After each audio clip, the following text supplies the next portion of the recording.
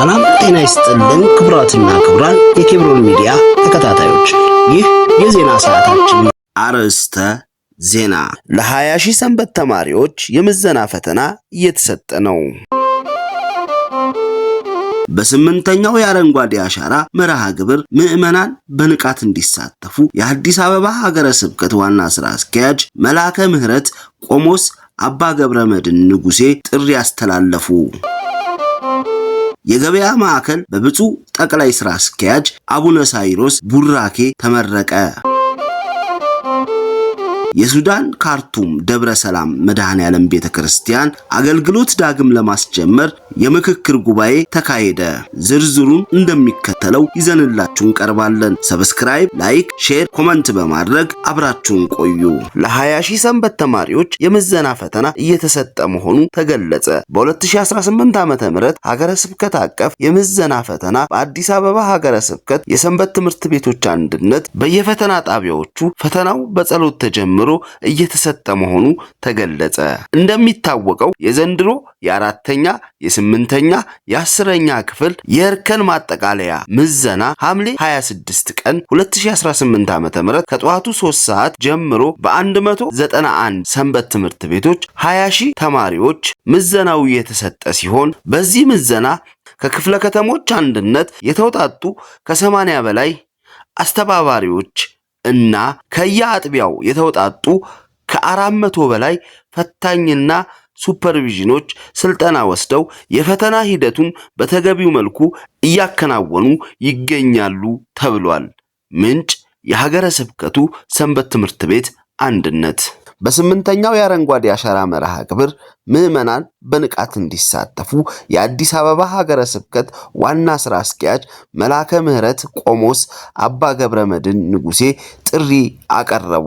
ክቡር ስራ አስኪያጁ ቤተክርስቲያን ተፈጥሮና የአካባቢ ጥበቃ በመጽሐፍ ቅዱስ ትምህርት መሰረት እንደምትመለከተው በመጠቆም በኦሪት ዘፍጥረት ምዕራፍ 1 ከቁጥር 11 ላይ የተጠቀሰውን ትእዛዝ በመጥቀስ ምድር ፍሬ የሚያፈራውን ዛፍ እንድታበቅል የታዘዘ መሆኑን ገልጸዋል። ከዛፍ ተከላና እንክብካቤ ከቤተ ክርስቲያኗ መንፈሳዊ ተልእኮ ጋር የተሳሰረ መሆኑን እና በኢትዮጵያም የሚገኙ አድባራትና ገዳማት በአረንጓዴ ደን መከበባቸው የዚህ ትምህርት ማሳያ መሆኑን ጠቁመው በማብራሪያቸው ችግኝ መትከል የትውልድ ሕልውና የሚያረጋግጥና በረሃማነትን እንዲሁም ድርቅን ለመከላከል የሚያስችል ተግባር መሆኑን ጠቁመው የአረንጓዴ አሻራ መርሃ ግብር የሁሉም ኢትዮጵያውያን የጋራ ሀገራዊ ተግባር መሆኑን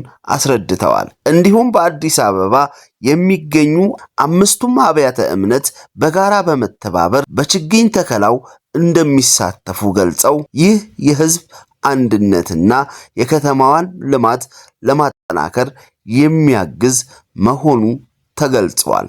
በመጨረሻ ምዕመናን መላው የኢትዮጵያ ህዝብ በስምንተኛው የአረንጓዴ አሻራ የአንድ ጀንበር የችግኝ ተከላ መርሃ ግብር ላይ በንቃት በመሳተፍ አሻራቸውን እንዲያኖሩ ጥሪ አቅርበዋል። ምንጭ የአዲስ አበባ ሀገረ ስብከት ሚዲያ። ኦርቶዶክስ ተዋሕዶ ቤተክርስቲያን በሸገር ሀገረ ስብከት በቡራዩ ገፈርሳ ጉዲና መልካኖኖ ክፍለ ከተማ ቤተ ክህነት የሚገኘው የጼደንያ ስመኝ ማርያም ገዳም ያሳነጻቸው የተለያዩ ሱቆች የያዘ የገበያ ማዕከል በብፁዕ አቡነ ሳዊሮስ የመንበረ ፓትርያርክ ጠቅላይ ቤተ ክህነት ዋና ስራ አስኪያጅ የሸገር ከተማና የደቡብ ምዕራብ ሸዋ ሀገረ ስብከት ሊቀ ጳጳስ ተባርኮ ተመረቀ። በምርቃት ስነ ስርዓቱ ላይ ጠቅላይ ስራ አስኪያጁ በምርቃት ስነ ስርዓቱ ላይ ጠቅላይ ስራ አስኪያጁን ጨምሮ መልአከ ኃይል ቆሞስ አባ አፈወርቅ በሸገር ከተማ ሀገረ ስብከት የቡራዩ ገፈርሳ ጉጄ መልካኖኖ የለገጣፎና ለገዳዲና ኩራ ጅዳ ክፍላተ ከተማ ቤተ ክህነትና የለሚ ኩራ ክፍለ ከተማ ስራ አስኪያጅ የገዳሙ ዋና አስተዳዳሪ መልአከ ኃይል ቆሞስ አባ ፍቅረ ማርያም ይልማ የሰበካ ጉባኤና የልማት ኮሚቴ እንዲሁም ጥሪ የተደረገላቸው እንግዶች ተገኝተዋል። በዕለቱ የገዳሙ ምክትል ሊቀመንበር ሊቀ ስዩማን ደረሰ የገበያ ማዕከሉን ግንባታ ሂደት በተመለከተ አጠቃላይ ሪፖርት አቅርበዋል። በሪፖርቱ መሰረት የገበያ ማዕከሉ በ420 ካሬ ሜትር ቦታ ላይ ያረፈ ነው።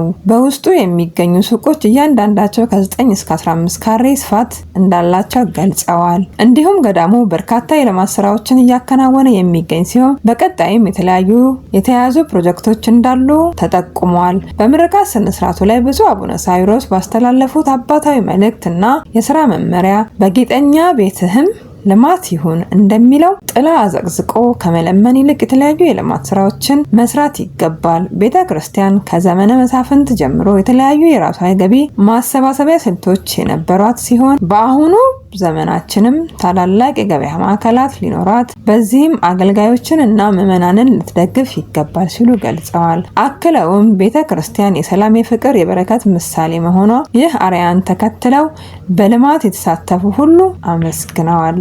በመጨረሻም በልማትና መንፈሳዊ ሕይወት ማደግ እንዲሁም በስብከተ ወንጌል አገልግሎት መበርታት እንደሚያስፈልግ አሳስበዋል። ሐምሌ 26 ዕለት የተመረቀው ሁለገብ የገበያ ማዕከልና ገዳሙ ለቀጣይ ያቀዳቸውን ፕሮጀክት ተዘዋውረው ተመልክተዋል። የሱዳን ካርቱም ደብረ ሰላም መድኃኔዓለም ቤተክርስቲያንን አገልግሎት ዳግም ለማስጀመር የምክክር ጉባኤ ተካሄደ። በሱዳን የእርስ በርስ ጦርነት ሳቢያ ተቋርጦ የቆየው የካርቱም ደብረ ሰላም መድኃኔዓለም ቤተክርስቲያን አገልግሎት ዳግም ለማስጀመር የሚያስችል የምክክር ጉባኤ ሐምሌ 26 2018 ዓ.ም በአዲስ አበባ ተካሄደ። በሰሜን አፍሪካ ሀገረ ስብከት አማካኝነት በመንበረ ጸባዖት ቅድስት ሥላሴ ካቴድራል ሰንበት ትምህርት አዳራሽ በተካሄደው በዚህ መርሃ ግብር የቤተክርስቲያኑን አገልግሎት ለማስጀመር ኮሚቴ ተቋቁሞ ወደ ስራ መገባቱ ተገልጿል። በሱዳን በተከሰተው ጦርነት ሳቢያ የኢትዮጵያ ኦርቶዶክስ ተዋሕዶ ቤተክርስቲያን በካርቱም የሚገኘው መንበረ ጵጵስና፣ የካህናት አባቶች ማረፊያ፣ ፈለገ ሰላም አንደኛና ሁለተኛ ደረጃ ትምህርት ቤት እንዲሁም ስብከተ ወንጌል አዳራሽና ቢሮዎች ጉዳት እንደደረሰባቸው ተገልጿል። ከነዚህም መካከል የካርቱም ደብረ ሰላም መድኃኔዓለም ቤተክርስቲያን የሰንበት ትምህርት ዳራሽ ሙሉ በሙሉ መውደሙም ተመላክቷል። ሐምሌ 26 ቀን 2018 የተካሄደው ይህ የምክክር ጉባኤ ታዲያ ከሱዳን ተፈናቅለው የመጡ ኦርቶዶክሳውያን ወገኖቻችንን ለማጽናናት ብሎ የቤተክርስቲያን አገልግሎት ዳግም ለማስጀመር ያለመ ነው። መርሃ ግብሩም የኢትዮጵያ ኦርቶዶክስ ተዋሕዶ ቤተክርስቲያንን መገናኛ ብዙኃን አገልግሎት ስርጭት ድርጅት የበላይ ኃላፊ የሰሜን ምስራቅ አፍሪካ አህጉረ ስብከት ሊቀ ጳጳስ በሆኑት በብፁዕ አቡነ ማቴዎስ መመሪያ ሰጭነት የተከናወነ ነው ተብሏል። በመርሃ ግብሩ ላይ የሰሜን አፍሪካ አህጉረ ስብከት ዋና ስራ አስኪያጅ ቆሞስ አባ አብርሃም ገረመው ባለፈው አንድ ወር በኮሚቴ የተጀመሩ ተግባራትን አስመልክተው ማብራሪያ ሰጥተዋል። ዋና ስራ አስኪያጅ በማብራሪያቸው ሀገረ ስብከቱ ቤተክርስቲያኑ ዳግም ወደ አገልግሎት እንዲመለስ ከኢፌዴሪ የውጭ ጉዳይ ሚኒስቴር ጋር በቅርበት እየሰራ መሆኑን ጠቁመው ኮሚቴው በሱዳን እና በአዲስ አበባ ከሚገኙ የግብጽ ኮፕቲክ ኦርቶዶክስ ቤተክርስቲያን ተወካዮች እንዲሁም በአዲስ አበባ ከሚገኙ የሱዳን ኤምባሲ ጋር ተከታታይ ውይይቶችን ያከናወኑ መሆኑን ገልጸዋል። ይህ ምክክር ቀጣይነት የሚኖረው ሲሆን በዛሬው ጉባኤው ሀገረ ስብከቱ በሚያስቀምጠው አቅጣጫ መሰረት የካርቱም ደብረ ሰላም መድኃኔዓለም ቤተክርስቲያን ዳግም ወደ አገልግሎት እንዲመለስ ኦርቶዶክሳውያን ሁሉ የተቻላቸውን አስተዋጽኦ እንዲያበረክቱ ጥሪ ቀርበዋል። በምክክሩ ላይ የተሳተፉ አባቶችና ምዕመናን እግዚአብሔር በሕይወት ጠብቋቸው በመገናኘታቸው የተሰማቸውን ደስታ ገልጸው ቤተክርስቲያኑን ዳግም አገልግሎት እንዲጀምር ድጋፍ እንደሚያደርጉ አረጋግጠዋል። በመርሃ ግብሩ ላይ በአህጉረ ስብከቱ ሊቀ ጳጳስ በብፁዕ አቡነ ማቴዎስ ጋባዥነት የተገኙት የብፁዕ ወቅዱስ ፓትርያርክ ልዩ ጽሕፈት ቤት ኃላፊ መላከ ሕይወት ቆሞስ አባ ኃይለ ገብርኤልም ሐዋርያው ቅዱስ ጳውሎስ ለዕብራውያን ክርስቲያኖች በዚህ የምትኖር ከተማ የለችንም የምትመጣውን ግን እንሻለን ሲል የሰጠውን ትምህርት ዋቢ አድርገው ባስተላለፉት መልእክት ይሄ ውጣ ውረድ በእናንተ የተጀመረ አይደለም፣ በእናንተም የሚፈጸም አይደለም። በሚያልፈው ዓለም ላይ ለማያልፈው ዓለም መስራት፣ መትጋት፣ መታደል ነው ብለዋል። መላከ ሕይወት ቆሞስ አባ ኃይለ ገብርኤል እውነት ነው።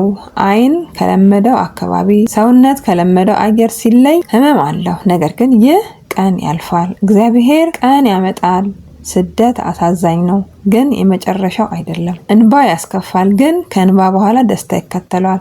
የጉዟችሁ መጨረሻ እግዚአብሔር ነው ሲሉም አበረታተዋቸዋል። በዛሬው ዕለት በተከናወነው በዚህ ጉባኤ የካርቱም ደብረ ሰላም መድኃኔዓለም ቤተክርስቲያን ታቦተ ሕጉ፣ ንዋያተ ቅዱሳንና ሌሎች የቅዱስ ቤተክርስቲያን ንብረቶች ምንም ጉዳት ሳይደርስባቸው ወደ ኢትዮጵያ እንዲገቡ ጥረት ላደረጉ አባቶችና የመንግስት አካላት ምስጋናቸውን ቸረዋል። ከ3 ዓመት በፊት በሱዳን በተቀሰቀሰው የእርስ በርስ ጦርነት ሳቢያ አገልግሎቱ ተቋርጦ የቆየው ይህ ታሪካዊ ቤተክርስቲያን ከኢትዮጵያ ኦርቶዶክስ ተዋሕዶ ቤተክርስቲያን ምዕመናን በተጨማሪ ለኤርትራ ኦርቶዶክሳውያን ዘርፈ ብዙ መንፈሳዊና